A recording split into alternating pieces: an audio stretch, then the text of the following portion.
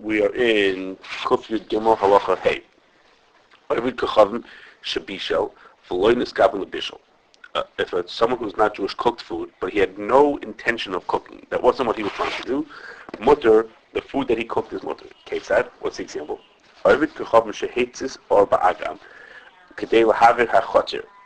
He was burning down a field. If you think of the analogy, he was burning down a field to just clear out all the grass. Okay? So, and while he was doing that, some grasshoppers that were in there got cooked. Kosher grasshoppers. The place can speak out that the Gemara speaks out that these are grasshoppers that you could see the siman that they're kosher even after they got cooked. So they didn't get burnt, but they got cooked to the point that you could still tell they're kosher, but they got cooked. So he wasn't trying to cook; he was trying to burn the field out. Haril mutarim the mutter, because the guy did not have kavanah. Even those chagavim are oil shulchan, so they need Bishul Yisroel. Still, they don't. In this case, it's mutter because the guy had no kavanah to cook. He was singeing the head of the animal in order to burn off the hairs, trying to get off the feathers or the hairs off of an animal. In this case, an animal. In this case, it's an animal, so you get off the hairs, or a chicken trying to get off the feathers. You're allowed to eat the ends of the ears, which the Gemara says that they cook very easily. It's very thin skin. That they got cooked while you were burning off, singeing this hair off, because he was makavan.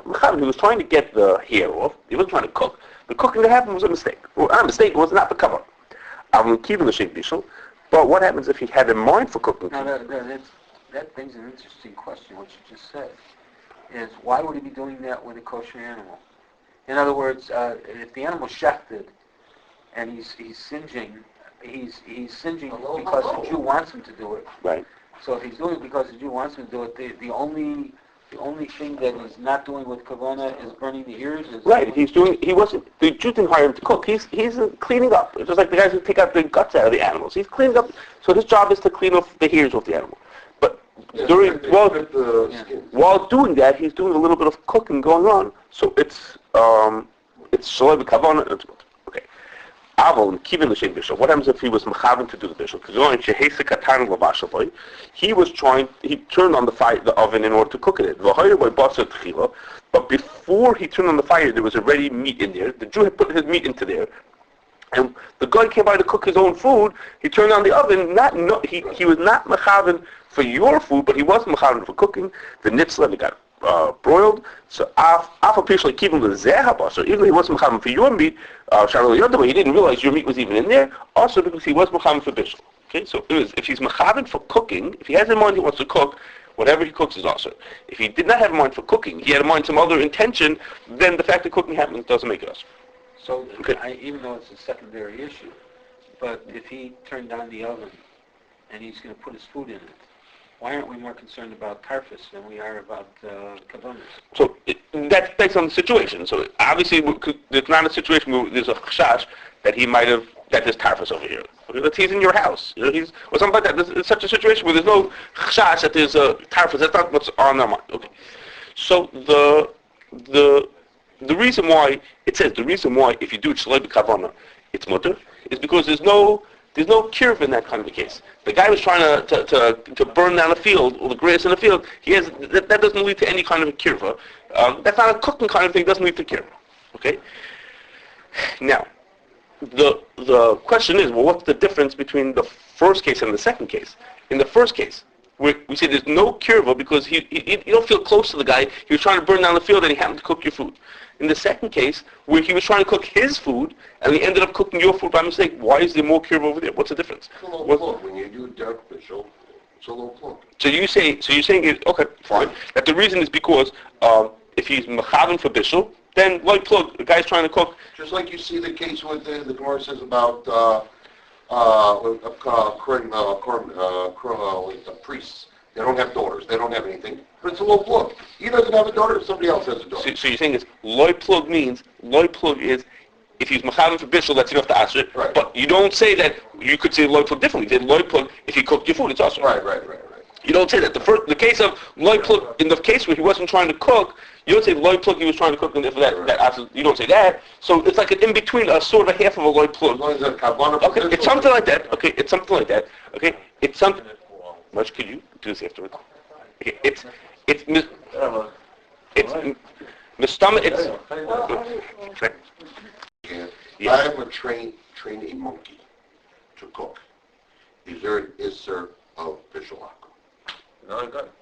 It's not a gut. I'm just asking. I think the Chorin talk about that. No, there's Really? I think it's what I think Chorin talk about whether when we say that Bishul Akum is Usher, does it mean Bishul Akum is Bishul Akum Usher or is Bishul Yisroel Mutter? What's that? Monkey is not Mechavan and Bishul. So you say the monkey is not the Mechavan Bishul, so why? He's Mechavan. He's talking about... He's trained to cook. It's nice to do this kind of thing. Right there. Okay. If it gets cooked by itself, I think it's cooked by itself. It's Bishul Mutter, right? I'll tell you what. Okay. It's probably... Yeah. No, myself. Okay. Now like this. No, what happened over here? Listen to this to the story that happened over here. The Yid put the food into the oven. The guy came along and Was preheating it up. came into the oven. The Gemara's case was that he was trying to heat up. Why was he putting on an oven not for cooking? The Gemara says was he had a piece of wood, a peg, that needed to be dried out. So he was sticking it into the oven to dry it out. Okay, that's why he put it into the oven, to get the peg dried out. Okay, so we say when he puts it into the oven, he doesn't have kavanah to be mavashal. It's not kavanah for bishul, and therefore, That's Bishul. we'll get to that in a second. So he had no kavanah for bishul. But we'll get to that. We had no kavanah for bishul. So therefore, what he did for your cooking is mutter. What would have been if he would have had? What would be if he did have kavanah for bishul? We would say then it would be asur. If instead of putting in a peg, he would have put in a steak, we would have said it was asur. Okay, but let's think about it. The Yid put the food, his own food, into the oven. The Gemara's case was the Yid put the food into the oven. The guy didn't realize there was food into there. Then afterwards, the guy put in his food, and the guy turned on the oven. It's Bishul Akum. But the Yid put the food into the oven. Why don't you say that if the Yid put the food into the oven? Okay, this is a trick question. Why don't we say when the Yid put the food into the oven, afterwards came along, the guy put his food into the oven and cooked the food? So why don't we say that it's Bishul Yisroel? The Yid put his food into the oven. Yeah, That's not Bishul. So she says, But the Bishul Yisroel on the Jews' food or the food the guy put it? Yes, put it al Jews' food. No, not the Jews. The size of whether the Jews' food is Bishul. Not al Of course it's Bishul Yisroel. What? Of course it's Bishul Yisroel. The Yid put his food in. Okay. He put his food at 9 o'clock. You put into an empty oven. cold oven. Oh, empty cold oven at 9 o'clock. Oh, And at 10 o'clock, the guy came along, that's our case. The guy didn't know that there was food into there. The guy stuck in his food and turned on the oven and went ahead and cooked. So is that... The guy turned on the oven to cook his own food. Right. It wasn't a way of it's mutter in our cases because he didn't have kavanah. But let's say he would have had kavanah, then it would have been asur. Right. So why now the Yid's food is asur. Why don't we say it's Bishul Yisroel? Because the Yid put the food in. He put it into a cold oven. So No, because he didn't have any kavanah that the guy was going to cook it for him. If he told, listen, I'm putting the food in the oven, Let's say so you could turn it on. That should be Bishul Yisroel. So there are Achronim who say that what I just described to you is Bishul Yisroel. Okay, but everybody else assumes, that's why it's a trick question, everybody assumes that because the Yid put the food into the oven. Okay, but over here, If I put it in the fridge and he lit the fridge, it's Bishul Yisroel. so I'm agreeing with you that it's correct like that. The truth is that of course not. The Yid who puts it in has to put it into an oven that's on. I'm not going to tell you. But it comes up also. What it comes up, yeah, recognize that one. But what comes up is they're not alive anymore. What comes up is that it comes up when a Yid they want to make Bishul Yisroel for Sfardim on something that's cooked in a retort. Okay, in a retort, Yeah. in what's called a batch retort, you have these big wagons, and they have these wagons. They push all the food in the wagons. The food's ready in the kids. You put it in, and then you turn on the retort, and then you cook the food that's inside there. So for Sfardim are used to the idea that what you have to do is you have the Jew has to put the food onto the fire. Okay, it's not enough to light the pilots and things like that. So they said, well, how are we going to make Bishul Yisroel? So they came up with this Einfall. They said, this is the Mashgiach's idea. He said, I'll push the wagons into the retort. Okay, I'll push the wagons into the retort. That's like putting the food onto the fire. Okay, but that was, of course, that's all wrong. Why? Because the return wasn't on yet. The retort is cold as anything. Yeah, what the Yid has to do is what he really should do is let the guy put it in, and then he'll turn it on. He'll turn on, mamish the fire. Then you could turn on the whole fire. That would be Bishul. Well, but you have to banish chayes for it. That what? Because it's a koichai. That what? If they put it first call, then usually the way the reader works, there's a whole bunch of steps before it goes on. Okay. So that's koichai. We spoke about that. Okay. We spoke about that. That's more. And it's not Bishul. That's Bishul. Oh, you mean you're saying lakula? Even if the guy turned it on, it's only koichai. Okay. All right. It's by a word of Asfad. Very high. Okay. The head on the side. Okay. Another question. What happens in most cooking that goes on in a factory, the way we think of cooking, is through steam. Okay? What happens is the person, my question is like this. The person who puts on the steam, he's not thinking about Bishul. The person who puts on the steam, he's a boiler operator. Let's eat. What do you think is happening, man? He's not there for cooking. No, his job is to put on the boiler. That's what he's there to. It's a. What do you think he's putting the boiler for? So you. Take a shower? Okay. So now, if let's say like this, if he's the guy who's in the plant, that's his job to put on the boiler. Let's say we'll say he's macham for Bishul. But what happens if there's every year the boiler stays on all the time, and once a year it goes down for service. Okay, when they finish the service, they finish doing the servicing. The repairman says, okay, we want to see that everything is working right. Then he turns it back on. Is he turning it back on to cook? He's trying to cook food in the plant? No, his job is to be a repairman. So he came into the place, and he comes in, and when he's finished doing whatever he has to do inside the boiler, so he puts it back on. Everything's working right. Fine. Have a nice day, guys. I'll see you next year. But he knows what the purpose for the boiler is. That if it's not working properly to cook up the water, to cook the cans, to eat the food, Okay.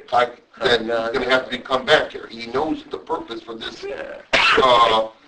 company. You're right. I said this question before because we'll see in a second. I'm going to talk about that. What happens if a person has two kavanahs in mind? Okay, so you see he has two kavanahs in mind. You think he's trying to get his boiler running, plus he's also trying to get his food cooked. He's want to come back. To Kavanah, there's one Kavanah. What's his kavanah? To make sure the boiler's running so you're able to cook.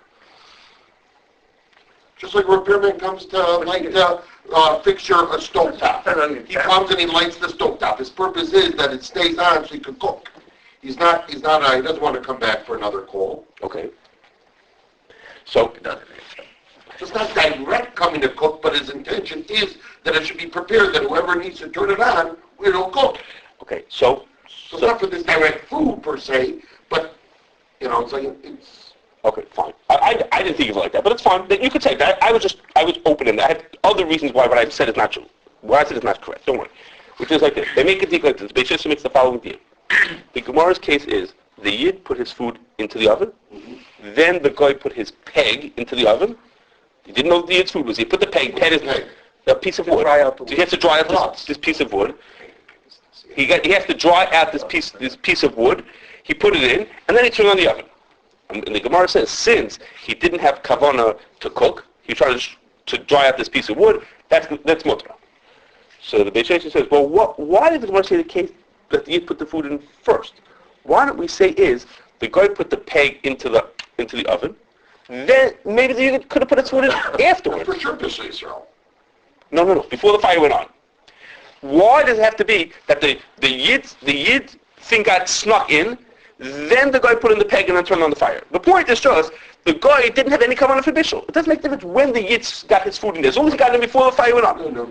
What are the two choices? Okay. The case is, the guy put in the peg, the guy put in the meat, the Yid put in the food, the guy put in his piece of wood, and then the guy put on the fire. Okay. Step 1 and 2 could have been in the opposite order. So you're saying put in the peg and then turn on the fire. So you're saying it just walk out home. So it's just that's a normal case. Bishul says it's because if the okay, I take it back. The guy back goes to the bathroom, he sneaks in. What would have been? No, I take it And the back. guy turns on his bag. I changed my mind. I take it. That's not what he says. Why does it have to be that the...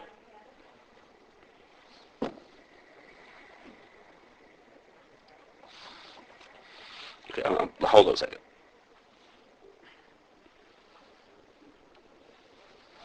Okay, I take it back. Let me start again.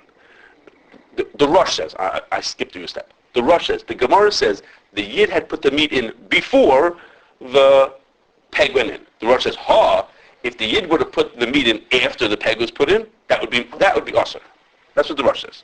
Okay, the Gemara says the meat was in before the piece of wood. The Rosh says, if the meat would have been in after the piece of wood, that would have been usher. Even though it's Why not? Now, so the Beish says, what is he talking about? If the meat was put in after the piece of wood and the fire was already on, that would have been Bishul Yisroel. That wouldn't have been usher. The Rosh says, if the meat would have gone in second, it would have been Bishul. It would have been usher. So he says, well, after can't mean that after and the fire was already on. That would have been Bishul Yisroel. Of course, that would be Bishul Yisroel. So what does the Rosh mean that after would have been usher? Got it. The Rosh means is if the Yid would have snuck it in, the guy put in this piece of wood, went out for a second, the Yid snuck his thing in, that would have been usher. Not that he snuck it in. The Yid put it in, that would have been usher. Why? Because at that point we would say the guy has two kavanas in mind. He's trying to do your piece of wood and your piece of meat, and maybe it would have been usher. How would he know that the meat's in there? So the Rosh says we would have been choishish that he knows that the meat is in there, and then you'd say is he has in mind to cook both of the things. Okay. Now, but the truth is, the boiler, I told you, the question about your boiler, but if the guy doesn't have kavanah, I think it's a mistake, because, aside that, in Sfar you think it's wrong for a different reason. Because in the boiler is not just a big fire. Okay? They're not cooking it's not like you lit a fire to see if the fire works. What happens in the boiler? The fire goes on, and it cooks water, and then that water spreads as steam all around the plant. So I thought you should say that's kavanah for Bishul, because when you turn on your boiler, what's your kavanah? You want to see if the water comes to a boil inside of there. So your kavanah, you do have kavanah for Bishul. It's kavanah Bishul for what you're looking at. Don't think about kavanah for Bishul for the potatoes that are in the factory. You have kavanah for Bishul because there's water right here that I'm trying to cook the water. That's what a boiler does. A boiler cooks water. That's what you do. And then the guy who cooks the potatoes wants to cook the potatoes. And that's the second thing, is that another thing is that even if you say the guy turning on the boiler has no kavanah, let's say he completely has no kavanah, we had Yankee's monkey turned it on, there was no kavanah at all, but the guy who does the cooking later on, he's going to have kavanah. The guy who takes that steam and makes the cooking, he's going to have kavanah also. Is there a chiluk between a closed system and an open system? In other words, if the steam is just cycling around, so that's your case. If it's an open system where the steam goes into the food, that's a second case. Okay. So I see a difference if it's a closed system, even though you want to call it boiling water, but the water it's not boiling water for achila. It's just boiling water. For Shabbos, it's an issue, but for Stam, it's not an issue. You're not boiling. If it was what's it called? That chemical that they put in that cycles through instead of water. Propylene glycol. Okay. So what if is that called Bishul? So you want to say is that if it's a closed loop, we should look at it as just a heating media. It has nothing to do with cooking food later. Okay, that's an interesting point. I'm not sure. I'm not sure. I would have thought that cooking is cooking, but you're saying maybe it's not such cooking because unless it actually the ports go into the food, like melting cheese. That would be where your case is. Okay. That's an integral part of the cooking is the steam going in to melt the cheese. Okay. It's cooking. Okay, I'm not sure. Okay, now to what I just said to you, that if you cook the water before what Yossi said, what I said was that the guy cooking the water in the boiler, that's considered Bishul. Okay, so there's a question on that. Okay, what David said beforehand, the Ran answered the question. He says, how come you say that if you put the piece of wood, I think it's the Ran's question, if you put the piece of wood into the fire, the Gemara says it's not kavanah for Bishul. I think it's the Ron's question, that in Hilchos Shabbos, that is considered Bishul, because the Gemara says, when your piece of wood, when it gets dried out, first it gets soft, that's considered Bishul, and then it gets hard. And the making it soft, that's Bishul for Shabbos, and then afterwards it gets hard. So the Ron says, so why is that? Why do we say over here the guy doesn't have kavanah for Bishul? He does have kavanah for Bishul, because he's going to make it soft, and he's going to make it hard. First he's going to be vashla, then he's going to dry it out. That's the Ron's question. So the Ran says that for really... And the answer is only a Bishul of food, not on Bishul of wood. No, the question is, when he turned on the fire, did he have kavanah for Bishul? Did he have kavanah for Bishul? It's going to be the kavanah. Sorry, the Meister Bishul, that Bishul's not that heat. Yes. That's what I The Kiddush Essen holds. Therefore what? Therefore, that's not a... So you're saying for Bishul Akum, it's only to get kavanah for Bishul of food, as opposed to get... Okay, the Gemara There's doesn't... an Indian of course it eats them, but it's not a... I must think there's something. Before we get to that, if there's two foods in the oven, the guy knows about one food and he wants to cook it. There's another food that's behind the oven that he doesn't know about it. That's us. That's us. That's one of the cases we had in Shulchan. If I go in and I burn a field on Shabbos, am I over on Isser Bishul? If you cook the chagavim that are in there? Right. What is it? Chagov. You know the Chagov. For the Chagov. You don't know the Or the wood. I want to burn down the wood. There's wood. I want to burn down the wood. Okay. Am I over on Issur D'Oraisa on Shabbos of cooking? Havara. Not Bishul. No, a Bishul? No. If you... Why not? If I put wood into the fireplace on Shabbos, doesn't I want to burn the wood. No, I don't want. No, that's different. The difference between hardening with the fact I want to cook out the liquid and make it hard, or when I just want firewood. Then you're not over Bishul. Then you're over Havara. I don't think. Still your machshava. I know, nice. It does get hard. I don't think that's. David's probably right, especially for Shabbos, where it's Melechus Shabbos. You don't care about it. But over here, to make a piece of wood hard, you have to do two things. First, you have to soften it, then you have to harden it. Those are two steps that happen when you do the wood. There's kavos not to cook. So I'll tell you. So maybe you'll hear what the Ran says. You'll hear yourself in the Ran. Okay, the Ran says A reincarnation. the Ran says is that making the wood soft before you make it hard is a davar she'ein miskaven. It's really davar she'ein miskaven. On Shabbos. On Shabbos. For everything, it's ein miskaven. You want to make it hard. You don't want to make it soft. But it's a psikration that it's going to happen. Your kavanah is to make it hard. It's davar she'ein miskaven to make it soft. But it's psikration because in order to make it hard, first it gets soft, then it gets hard. So for Shabbos, we say it's a psikration. Psikration you're chayav for. For Bishul Akum, we say the guy has it's ain't a miskaven. The guy's not mechaven for that thing. So it's not us. Okay. Now, but the question is, what are we talking about for Bishul Akum? You think this guy's a lamdan? The guy knows that if I cook wood, really first I'm doing bishul, then I'm doing drying out afterwards. There's no beef. I don't know the Gemara when I know when if it. That's right. You wouldn't know. Who would know such a thing? Unless you're a scientist. Who would know? So we say the guy has to have kavanah for bishul when he puts the food into the fire. Only when he has kavanah for bishul does it make it usher. So what's the Ron's question? The guy has kavanah for bishul because in din it's considered bishul when you soften up a piece of wood. Right. What does it have to do? What does it do with the guy? Yes. Yes, kavanah to dry the wood. Okay. And that is considered bishul. So you look at it as bishul. That's only So- psikration, but that's- that's not. We don't say psikration. So, no, that's the Ron's answer. That's the Ron's answer. The Ron's answer. No. Just the Ron's answer is that's a psikration. But Yossi's I'm asking, what's the question? What kind of question is that? That it's this bishul happens in the middle. God doesn't know from bishul in the middle. And Yossi's answer, which I think is correct, is that if Lamaisa, what you did is bishul on something else, then you did bishul on something. The Ron says, but it doesn't make difference because you were enim miskaven for that middle thing. So for Shabbos you're chai, but for weekdays you're not chai. That's enim miskaven. Okay. So you see from that is that if a person does something, and his kavanah is a certain thing. Okay, but in order to do that, you have other things that happen along the way. That's considered kavanah for the middle things. If the guy does that, when the guy turns on the boiler, so turning on the boiler includes boiling up water. He's for sure mechaven for that. It's not like the psikration of the Ron. That's part of how to make a boiler is to boil up water. It's not the enim miskaven of softening. So over here, the fact that he had in mind to turn on the boiler, he wants to turn on the boiler means he wants to boil up the water. Just like in the Ron's case. When he wants to harden the wood, he would potentially want to soften the wood also. Over here, turning on the boiler, he for sure want to boil the water. So he has kavanah for bishul. That's what I'm trying to bring from there. That this thing that I said, that you have kavanah for boiling up the water, is very much is considered as kavanah. Okay, one last case to talk about. A person was making, I don't know if you've ever seen this.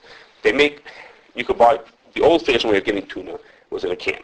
Okay. Now, the fancier way to make it now is you get it in a pouch. Yes. Okay. And what they did, the tuna that's in a pouch, which is good for traveling mosquito.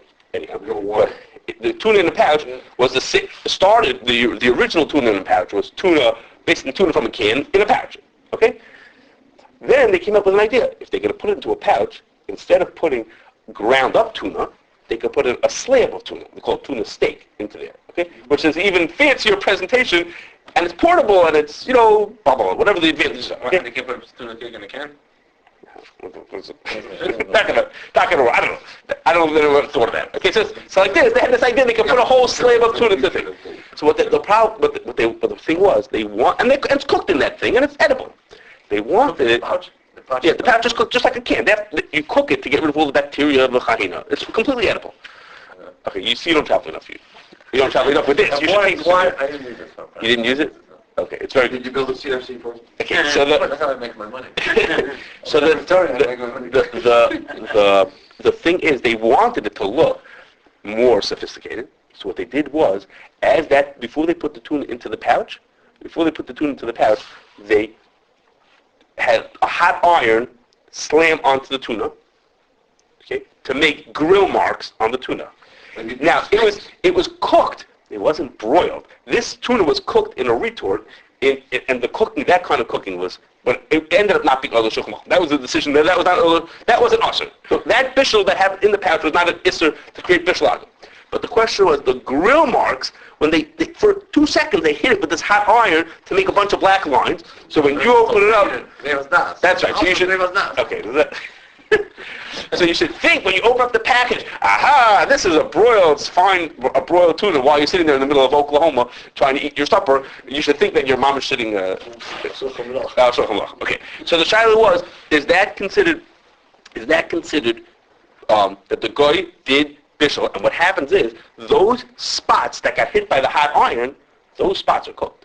Okay? Those spots get cooked by the iron. Done before the regular cooking. Before the real cooking Edible ready happens. beforehand, so what's the difference? Not edible. No, it's not. Did it when it's raw. Sure. This was cooked already, you said. No. They take raw fish, bring, put these hot irons onto it, dump it into the pouch and cook it. So why don't you do like the Ramah says, as long as I'm being moister, even though it might be edible a little bit, Okay. but since I'm going ahead and No, what happens, the later cooking is considered, the little part that was mavushal, those little lines are we're mavushal. going to go ahead and have to dissect from it, it's all... No, the question is, could you give hashkach on it? Could you certify such a thing when it was first called bishlagim, then right, and then you would afterwards cook the other part in a way that didn't have isur. If you have a food that the outside cooks first, right, when the inside is still raw, you say it's usher, it becomes usher. So Rabelski said, it's not a problem. He says, because the food is basically raw. One little piece is cooked, but the food is basically raw. Okay. The question is, in this case, on this tuna things, that it's basically raw. The food is basically raw, there's just a little part that's cooked. The question that we have is, look at our case in Shulchan Aruch. The guy went and burned the hair off of an animal. Right. The Gemara says that the ears, the edges of the ears, the Rashi Ha'aznayim, which cook very quickly, get cooked. The Gemara says that's not considered kavanah for bishul, so even because his kavanah is to get off the hair. Since he only had kavanah to get off the hair, it's not considered kavanah for bishul, and therefore you're allowed to eat those ears because they're not bishul akum. If we would have considered The guy would have had kavanah. taking off hair kavanah for bishul, if we would say that that's kavanah for bishul, the Rashi Ha'aznayim would have been usher. Well, look, the animal is raw as anything. It's a whole animal, 2,000 pounds. You're only eating the ears separately. You're eating the Rashi Ha'aznayim separately? Sure. What are you eating? What are you talking about? You're eating it as much as you're eating the lines on the tuna separately. What are you doing? It's its own... No, it's It's its own delicacy. Yeah. Rashi Ha'aznayim. Yeah. He follows the butcher. He follows the butcher. Rosh his name. Rashi's like the ends of the ears, that like earlobes. The earlobes, like you sure they're like you buy a. Yeah, like you get The next dinner. Okay. What kind of kapara will serve So what did you answer, Rabbi Barsi? I didn't answer this question. When I'm learning this din, that's when I throw the question. Is that how can you say the food is bad? I mean, he sounds right. I don't know how we answer. I think his way sounds more right. The food is basically a raw food. So what? But this part is... So he said this part is. I'm missing type. No, because there's a lot of this type of stuff. that's right. It's not the food. The guy didn't cook the food. The food is raw. There's a little piece that's cooked. So anyhow, in our case sure sounds not like that. Our case is it's the Rashi Ha'aznayim, unless you'll be like Yankee, who says that is like its own piece, like its own thing. They'll say the fliegel was cooked, so it's its own thing. But our impression is that the Rashi is, my impression is that Rashi Ha'aznayim is just like the certain edges of the meat are getting cooked. Name, I never called tuna, the line. Okay, we're going. It's a description. I'm not arguing. Okay. Anyhow, so it's a question. I don't know the answer. We're here, so don't worry. It's just a question. When they press those hot plates on it, Mhm.